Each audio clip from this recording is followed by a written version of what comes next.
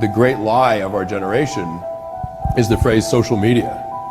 It's really not social media. It's anti-social media. When you put people in a group, when you put them in a room, you put them in a restaurant, they will ignore each other in order to pay attention to something that it basically is just ones and zeros on the screen.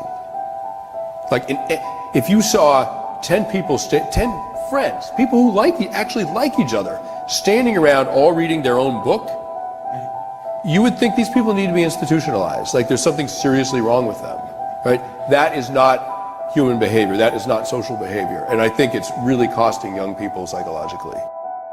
That overdose of internet usage may cause depression and exactly the opposite of what it's meant to do in the first place, the feeling of isolation. The inventors, creators, you know, and it's me, it's Mark, it's Kevin Systerman, Instagram, it's all of these people, understood this consciously, and we did it anyway. We have no privacy.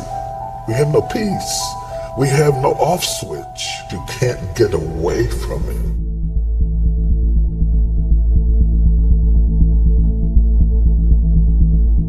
A third of us use our smartphones with our friends and our family whilst eating. 50% of us wander along the streets looking down at our smartphone. 11% of us say that we actually cross the road with our smartphone looking down at it. A third of us will wake up and within 5 minutes reach for our smartphone.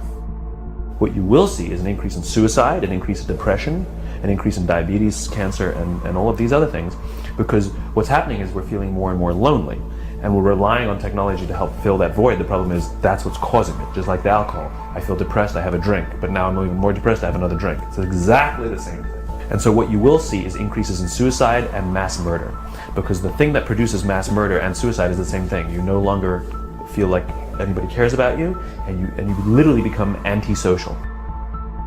Okay, Facebook doesn't have nicotine in it, but study after study has argued it can make us depressed. One of Facebook's first employees says he feels guilty about the platform he helped build. So the biggest negative impact, of course, is an imbalance coming from spending so much time on one facet of your life and not on the others. So we'll see changes in physical health, we'll see an increase in sedentary behavior, an increase in obesity, we'll see increases in social isolation or depression, a decrease in work or school performance, irritability, mood changes, and more importantly, changes in primary relationship, whether it be with parents, children, or amongst spouses. Today we live in a world now where it is easy to confuse truth and popularity. And you can use money to amplify whatever you believe and get people to believe that what is popular is now truthful and what is not popular may not be truthful. When people look back on their lives and they wonder what their lives have been like at the end of their lives, you look at the last things they say, they are talking about those moments that happen in that white personal space. So it's sacred, it's important to us. Now what I'm going to do is show you how much of that space is taken up by screens across time. In 2007, this much. That was the year that Apple introduced the first iPhone. 8 years later, this much. Now, this much. That's how much time we spend of that free time in front of our screens. This yellow area, this thin sliver, is where the magic happens. That's where your humanity lives. And right now, it's in a very small box.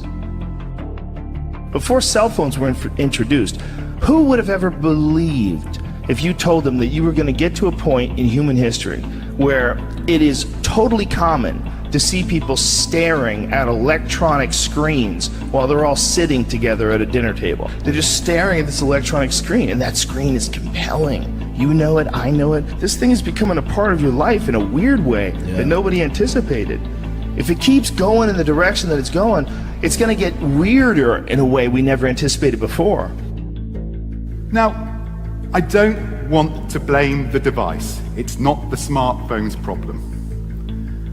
The problem comes down to our behavior with the smartphone, and that is a good thing, because we can choose to change our behavior. We can choose to act differently. We can choose to stop looking down and start looking up. It might surprise you that on average, you spend 2 hours, 25 minutes a day on your smartphone. And if you're considered to be a heavy user, you will double that to 3 hours, 45 minutes. And the time that we spend in our virtual homes is at the expense of interaction in our real homes, in the real world.